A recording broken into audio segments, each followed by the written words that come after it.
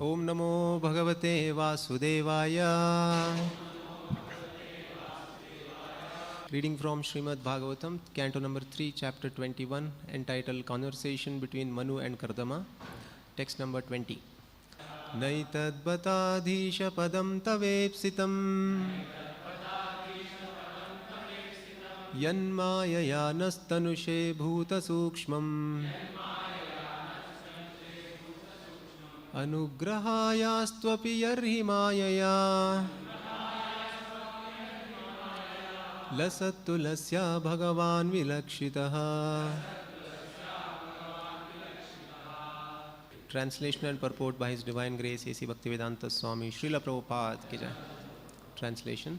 My dear Lord, although it is not your desire, you manifest this creation of gross and subtle elements just for our sensual satisfaction. Let your causeless mercy be upon us, for you have appeared before us in your eternal form, adorned with a splendid wreath of tulasi leaves. Purport by Srila Prabhupada. It is clearly stated here that the material world is not created by the personal will of the Supreme Lord. It is created by His external energy because the living entities want to enjoy it. This material world is not created for those who do not want to enjoy sense gratification, who constantly remain in transcendental loving service, and who are eternally Krishna conscious. For them, the spiritual world is eternally existing and they enjoy there. Elsewhere in the Srimad Bhagavatam, it is stated that for those who have taken shelter of the lotus feet of the Supreme Personality of Godhead, this material world is useless, because this material world is full of danger at every step. It is not meant for the devotees, but for living entities who want to lord it over the material energy at their own risk. Krishna is so kind that He allows the sense-enjoying living entities a separate world created by Him to enjoy as they like, yet at the same time He appears in His personal form. The Lord unwillingly creates this material world, but He descends in His personal form or sends one of His reliable sons or a servant or a reliable author like Vyasadeva to give instruction. He Himself also instructs in His speeches of Bhagavad Gita.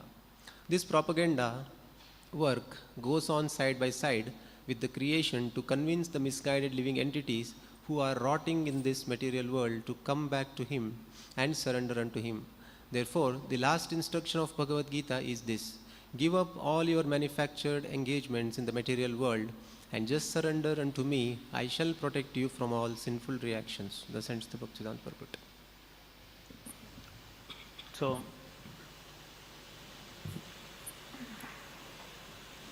Kardama Muni is glorifying the Supreme Lord, and he is seeing the Lord's relationship with this material world, because he was a yogi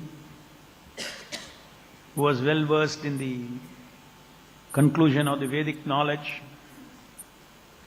Therefore, he is stating that, my dear Lord, this creation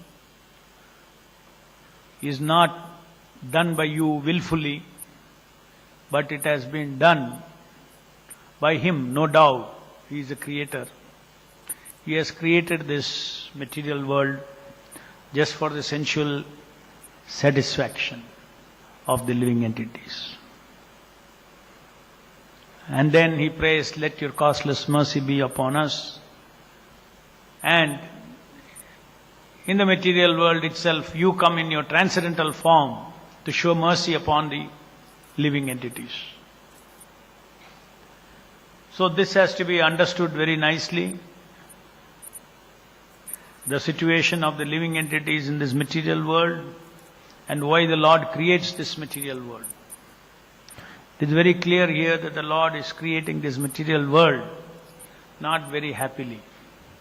As it is mentioned here, Prabhupada says that the Lord unwillingly creates this material world. He creates, but He unwillingly creates. He is not happy about creating this material world. Just like the government is not happy about creating a prison. If there are no prisoners, the government is very happy.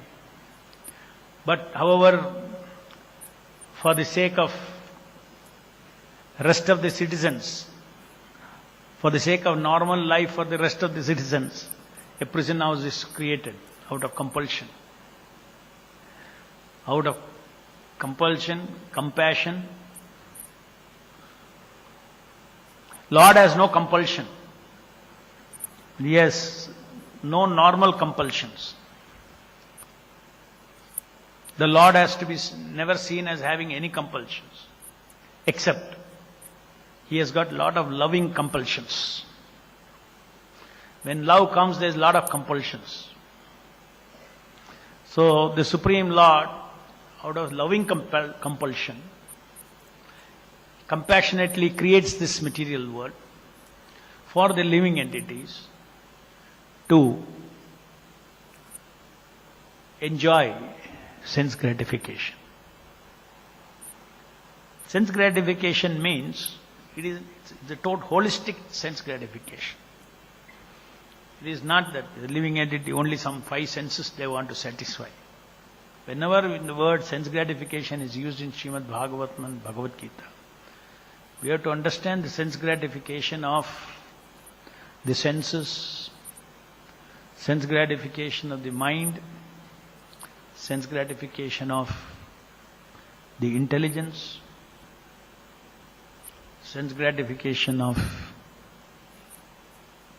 the ego itself, the self itself, false self. So, we have to have a clear understanding of our situation. As Krishna says in the Bhagavad Gita, that He gives His hierarchy of selves. The lowest self, the working senses, matter, then working senses, then the mind and the intelligence, then the soul is higher than him. And that soul who is higher than him, either he can create a false self-concept, which is false ego, or he can directly also engage this material yantra. So, the total situation of the living entity in the material world, we have to understand from the perspective in which Krishna has revealed in the Bhagavad Gita, that these are the different parts, are different sections of the soul or person, you can say. A person means body, senses. A person means his mind, emotions. A person means he has intelligence, he has understanding. He gets sensation of, what is the gratification of the intelligence? Is sensation of understanding, comprehending. We all enjoy comprehending things, understanding things. Now you are sitting and hearing this Bhagavatam class. Your senses are all, your gross senses are all silent. But your intelligent senses is very alert. The intelligence, the sense called intelligence is anticipating comprehension, understanding. And then when you understand something, you feel good about it. When you don't understand something, then you feel pain about it. Doubt, pain, all these things. And then the process of understanding for the intellect is to understand from the bona fide process, descending process of knowledge. Unauthorized, perverted, useless, futile use of intelligence is mental speculation. Everything can be used and misused. So sense gratification means, we need to, our whole Krishna conscious philosophy is about decreasing sense gratification. We cannot make it zero in this body. When we eat, we have to taste. We have to sleep. All these aspects are eating, sleeping, mating, defending. These are all forces in this yantra. So this sense gratification means all this. Not only this, not only eating, sleeping, mating, defending, emotional life, intellectual life, life of power in the society, which is the ego, false ego, the social self. We have created an identity for ourselves. I am a member of this society who look like this. I am a man, I am this. It's all after birth it's created.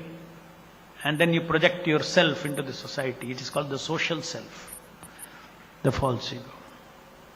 Bodily concept of life, and once you think I am the body, then I am a member of this body is a member of this society. That is called social self, which is the false ego. So we are living this life, artificial life. Everything is being fueled by the super soul sitting in this yantra as a kind friend, suhridam sarvabhutanam. He is giving an opportunity for the living entities who otherwise cannot touch matter. They have living entity, the jiva has no capacity to move matter. Matter is different, spirit is different. Only Krishna, super soul, by his divine touch, every living entity, karmi, non-karmi, devotee, everybody is moving material energy, means it is because of the presence of the super soul. The atoms are moving, electrons are moving because of the presence of the super soul. Nothing moves without the will. Let's differentiate between sweet will and the will of power. That means, you see, will, you can also say that will can be like, sometimes will is wish. One connotation is will means wish. Another is will means the power to move. The power to move anything in this matter, material energy, is belonging to the super soul. So that is why Prabhupada in some purportary writes that the devotees, they don't do anything without permission of the Lord. Why? Because it is His. I may have free will. I means who? The soul may have free will. But that free will cannot turn into a moving power in this material world. I may wish to lift my hand, but it doesn't become, I may wish to lift my hand. But if I lift my hand, it is not the spirit who has got the power to lift this hand. That is the meaning of saying not a blade of grass will move without the sanction of the Lord. There are two kinds of sanction of the Lord. One is every movement is sanctioned by the Lord. That sanctioning is not online sanctioning. That sanctioning is just like everything in the forest is growing because of the rain that is falling on the ground, in the forest. But the mango tree, the jackfruit tree, the different kinds of trees that are coming out of the rain. The rain is not the direct cause. Mango seed took rain and became a mango tree. But even when it has become a mango tree, rain is an important factor. So in the same way, it's a constant factor. If any tree has to grow in the forest, it should have got rain. In the same way, as I said, two types of will of the Lord. By His arrangement, by His creation, He has given that facility or freedom for the living entity to move the material energy. Freedom. I want to use my hand to murder someone, I can use it. He's given that freedom. He has given that freedom doesn't mean that, freedom, how you are moving the hand. Soul is different, body is different. How we are moving the hand. Just like rain is a constant factor for every growth in the forest. In the same way, the Lord's interface between matter and spirit simply is presence in the super soul. Presence as a super soul we are able to move matter. If super soul comes out of the material energy, then everything is finished. So that is one kind of will. Another kind of will that the super soul does is what? He sanctions the fruits. Upadrishta and Anumanta. He is seeing the past, present, future. And he is guiding the living entity through the process of law of karma, through the process of effort. The living entity is seated in the heart of every living entity, and every living entity is getting his fruits because of the sanction of the Lord. So two things. The material energy itself we are able to move every moment. The so-called freedom that we have is actually a borrowed freedom, is given freedom, is a freedom given to us. Because the material energy is Lord's, He is all powerful, He can move matter. He cannot move matter. So just see that how presence of the active presence of the super soul has to be perceived according to the Shastras. Active role, active presence of the super soul in this material creation. Not that God is somewhere far away. He is everywhere. When we say Om Namo Bhagavate Vasudevaya, that Vasudeva is an all-pervading aspect of the Lord.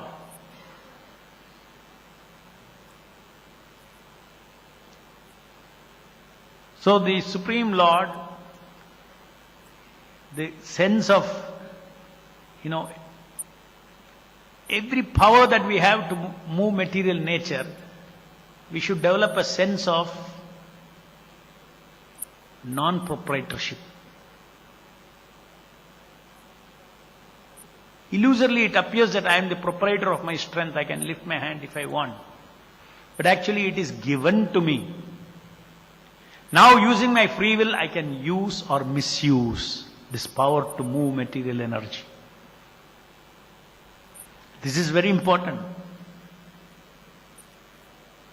Just like if you have money, you take the power to move material energy is just like, compare with money, very easy to understand.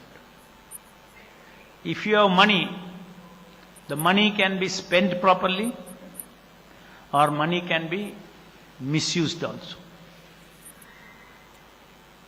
So constantly, if you are a good businessman, you constantly see, I will not invest money here.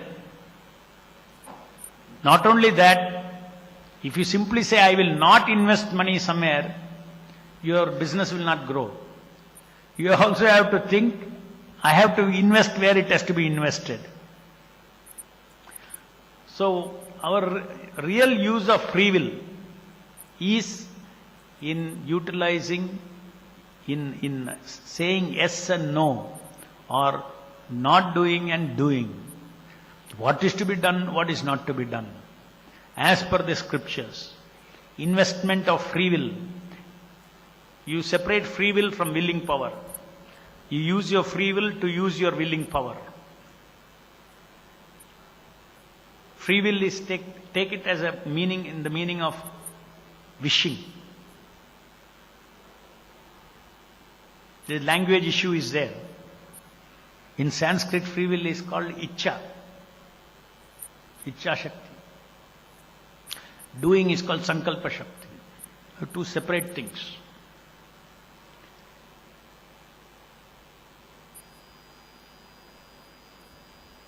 So we have to use our free will to invest this moving power. Let's take this body, all the senses. You got freedom to do so many things with this body. But one should not think that I have, no problem. Just because I have money, one should not think now I can do whatever I want with it. No. You have to invest it properly. Similarly, every power that we have, this bodily power, mental power, intellectual power, financial power, influential power, that is at my disposal. I have to use my free will to invest it properly. And investing that properly, Krishna says in the Bhagavad Gita, how a person in the mode of goodness, he knows what to do, what not to do. That is a symptom. So intelligence is required, sattvic intelligence is required to exercise, to choose, to act or not to act. The path of devotional service means the path of action for the pleasure of Guru and Krishna. Path of devotion means path of action. And action means there are so many things you should not do, so many things you should do. But then our yantra, when it has to do something, it will say, don't do. When you are not supposed to do, your yantra will say, do. So there is a shastric injunctions of do's and don'ts. And there is a karmic body which has its own force, Kala's force, which may match, it may not match. Shastra says do, your mind will say don't do. Shastra says don't do, you will say do. Your yantra will say do. So purification means my do's will go with Shastra's do, my don'ts will go with Shastra's don'ts. For to come to that level, that is actually the first level of surrender. Obedience to Guru, Sadhu and Shastra is the first level of surrender. First step of surrender. To accept things favorable for devotion service and reject things which are not favorable for devotion service.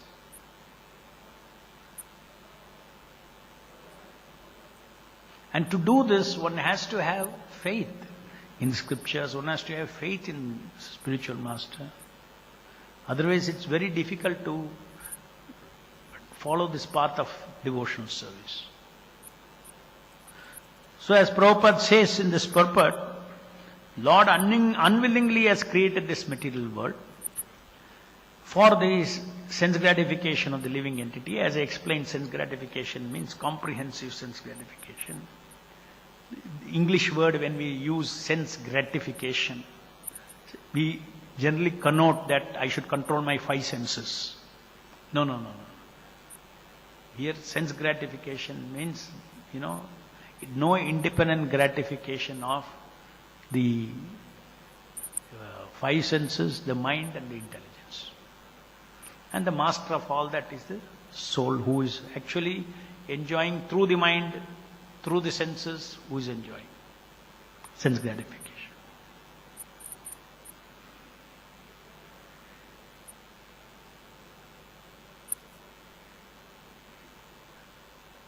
The path of devotion service is the path where one develops the higher taste of soul pleasure. Soul pleasure is atindriya. Atindriya means it's not indriya pleasure. Should not even use the word pleasure. Again, so many word limitations are. Pleasure means there's a connotation about senses. So in the scriptures automatically, immediately they define atindriya sukham. That means the sukham which is beyond senses. So atindriya sukham means it's a sense of satisfaction of giving pleasure. Giving pleasure. It is not your sense pleasure. Giving pleasure to Krishna's mind. Giving pleasure to Krishna's intelligence. Giving pleasure to Krishna's senses. That is giving pleasure. So any action performed in giving pleasure to Krishna, that is actually spiritual pleasure. But now we are not in a position to experience that spiritual pleasure. If we are able to experience that spiritual pleasure, then we would automatically give up all lower tastes. In sadhana stage, yes, that spiritual giving up, spiritual material pleasure, tasting that higher pleasure, that is what is being trained in sadhana bhakti, especially in japa, in chanting. Without desiring anything, there also in chanting, don't come down to the material platform of asking anything from the Lord, doing anything for anything material. You are serving the holy name for the sake of serving the holy name. At that instant, the holy name is before me, and for serving that holy name. That is all the only aim during japa. So we are training our mind to give pleasure to the holy name. The holy name, Prabhupada and Krishna, the Guru is satisfied, Guru is happy when the living entity chants the holy name or does his sadhana or obeys the spiritual master. Then the Guru is satisfied, then Krishna is satisfied, Yasya Prasadat, Bhagavat Prasadat. This is the only purpose for which I am chanting Hare Krishna Mahamantra. This training should be there. Otherwise we are always, when we do something, we are fruity mentality such that anything we say, there is a fruit. When you chant Hare Krishna also you think, what is the fruit? What is the fruit? Materially we think, what is the fruit? It's like a utilizing facility. It's like a exploiting thing. Exploiting mentality. Anything you touch, okay, now how to extract something from that?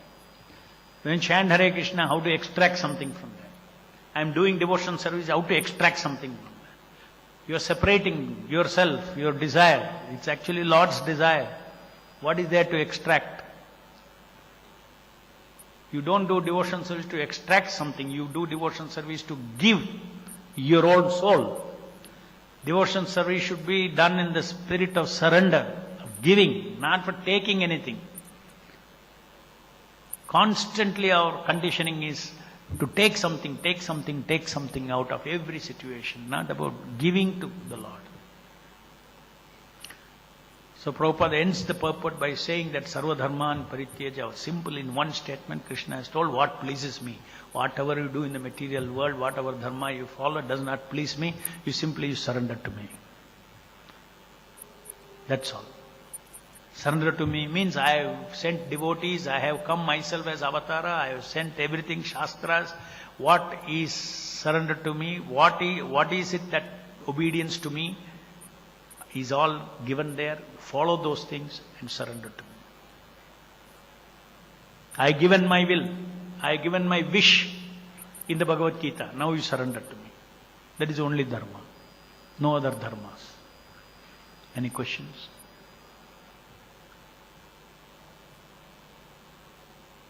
Mike.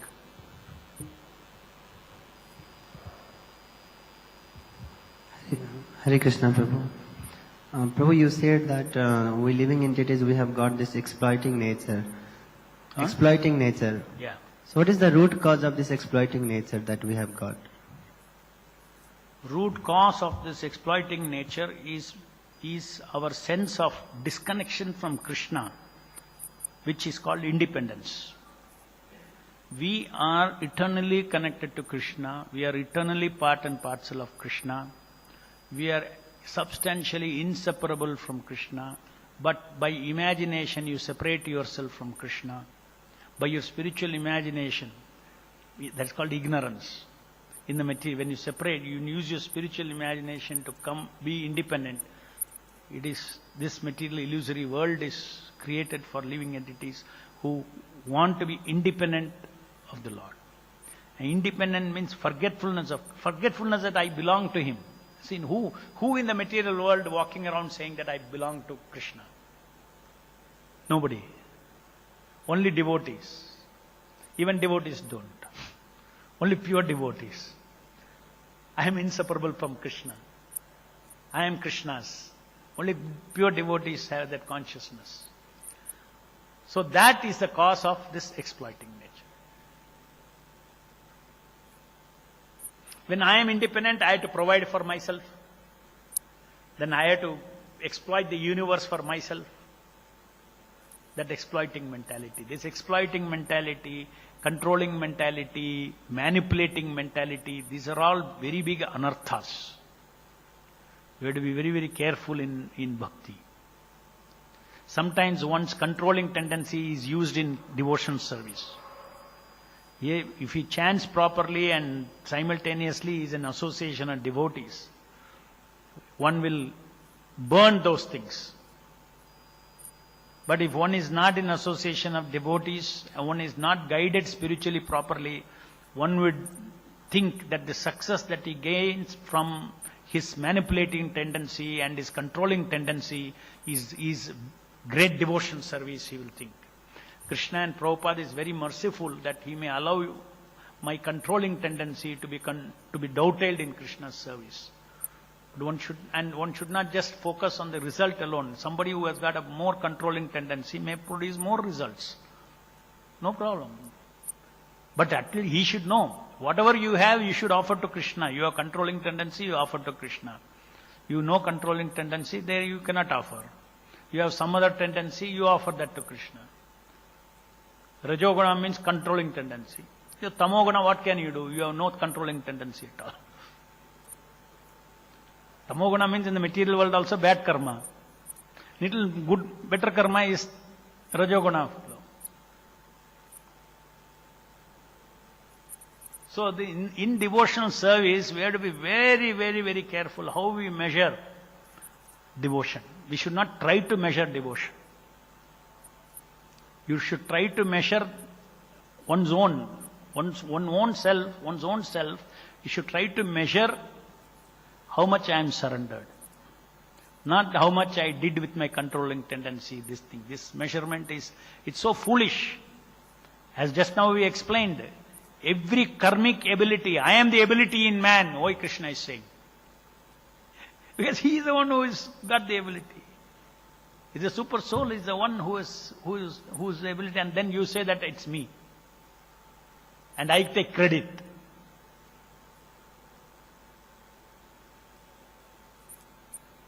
Any other question?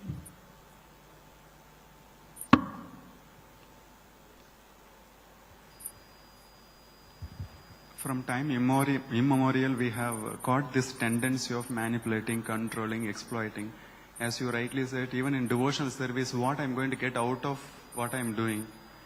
Though we know, and we will be consciously trying to avoid it, but because of past conditioning, particularly while doing service, spontaneously we will do that kind of thing. Whatever we do, there is something in it for me.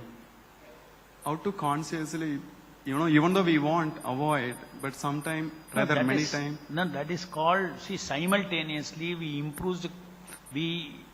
we associate with Krishna and start developing higher taste in chanting, reading, all those things. And simultaneously, day by day, we try to increase the quality of our devotional offering. So no doubt, mixed devotional service means there is something for yourself. Even if you're consciously trying to be without motivation, subconscious there is motivation. I am sincere. Nobody should say, I am very sincere in my devotion service. You can say, I am consciously sincere. I am trying, at least as far as my consciousness can, I am trying to be sincere. But there is a subconscious mind is pushing us into so many activities. So that will have motivation. That is between that you don't have to worry. What is the subconscious push? It is Lord's wish how to dovetail you. The super soul is there in your heart, and his Guru and Krishna is guiding, and he is burning away your anarthas. So those are all the whole process, anartha nivritti stage. We go through this whole process. So we have to be little alert that we cannot simply like a bull run and do your service like a bull, like karmis do. You have to have some breaks. What is my, false ego? What is the, fruity mentality? Why I am looking at this, etc., etc. That you have to. So it's a challenge. Just see, when you do devotion service, when you do preaching, when you build temple, when you do organized things, you have to understand that there is a bigger challenge simultaneous to producing result. There is a challenge for me. I have to tackle both challenges. Then the devotee will advance. Otherwise, if suppose somebody is doing that service and some material fruits are coming out of it, the whole society is saying, great, great, great, you are a good collector, you are a great collector, you are a great collector, you are a great collector, everybody is saying. This is how Maya is acting. Does it mean that, now we should put a ban on praising devotees for collection? That also you cannot do, because then you will never test him, no. We are not Mayavadis. We have to praise him, and that fellow has to pass the test. So society will praise. There is an injunction. You have to glorify the Vaishnavas. You glorify the Vaishnava cannot eat that glory. He has to understand what to do with that glory. He has to pass it on to Prabhupada. He has to understand this is not my ability. These are the opportunities. Then the devotee is getting purified. His measure of success is inside. Devotee's measure of success is not in the community of devotees. His measure of success is inside, in his heart. That is why I said the first project for everybody is not the external project, is his own Krishna consciousness. Here it said to satisfy, gratify the senses, he is creating this world. Yeah. So which means probably in the spiritual world, there's something called a sense gratification because everybody is acting as a sense of the Lord. So there's no sense gratification in that sense because it is the Lord. Everybody is acting as part and parcel of the Lord. But here, they're acting independent of the Lord. So he has to arrange the gratification. Right. But there, in the spiritual world, there's a difference between enjoyment of the senses and seeking enjoyment of the senses. So in the spiritual world is full of senses, beautiful things to see, beautiful smell, beautiful senses are full of, are also full of enjoyment. Like Prabhupada says in the lecture yesterday, saying we are everything is there. So now here in this material world, the desire is for me. There the desire is for Krishna. And your senses, how do they enjoy? They enjoy prasadam. Krishna gratifies your senses. You gratify Krishna's senses. But you never seek your sense gratification. You never seek. Senses are there, enjoyment is there. Every enjoyment that the living entity has got is pushed upon the living entity by the mercy of the Lord. Prasadam means mercy. It's a very nice thing to understand in the material world. Here, when we are there, when we prasadam, we think of eating prasadam. But in the spiritual world, the devotee understands that every enjoyment is prasadam. That means mercy of the Lord, kripa of the Lord. So, spiritual life, there, yes, but here, as you said, in the material world, total disconnected kind of sense enjoyment. I earn my sense enjoyment.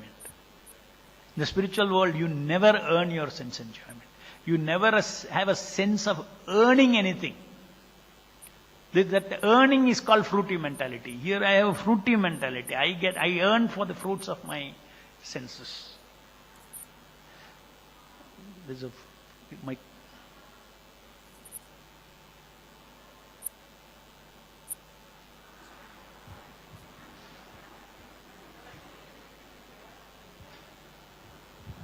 Hare-Krishna Prabhu, please correct me if I'm wrong.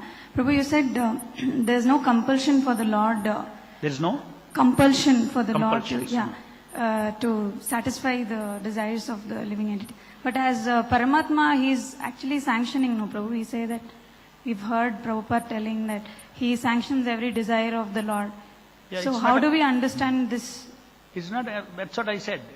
The entire material world, it is his. There's only one thing that compels the Lord is his love. Lord has no compulsions. Compulsions mean nobody can push him, nobody can force him to do anything. But at the same time, you have to understand that the Lord has loving compassion, compulsions. In loving relationships, there are compulsions, no? There are compulsions in loving relationship. So that is the only compulsion that the Lord has got. Now, with respect to all the living entities in the material world, the Lord's love is no less. We have forgotten the Lord, we don't love the Lord. But the Lord loves every jiva. So which is the best way that he can relate with the living entities? This is the only way he can relate with the living entity. You want freedom, you want to forget me, you want to enjoy yourself. Please, I will create a material world for your sense enjoyment. As much, as long as you want, you be there. I will be with you as Paramatma.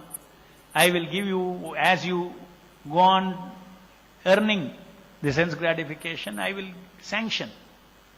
So his sanctioning, the Lord's sanctioning, is again it's a ye tamam prapadyante tam sate bhajamiham. Just like if you see the Lord, the Father is very loving to the children. But sometimes the Father also gets angry in the interest of the children. So unwillingly the father may punish the child. In the same way, unwillingly the Lord is creating this material world, knowing very well this sense gratification will never make them happy. Okay, go, try it.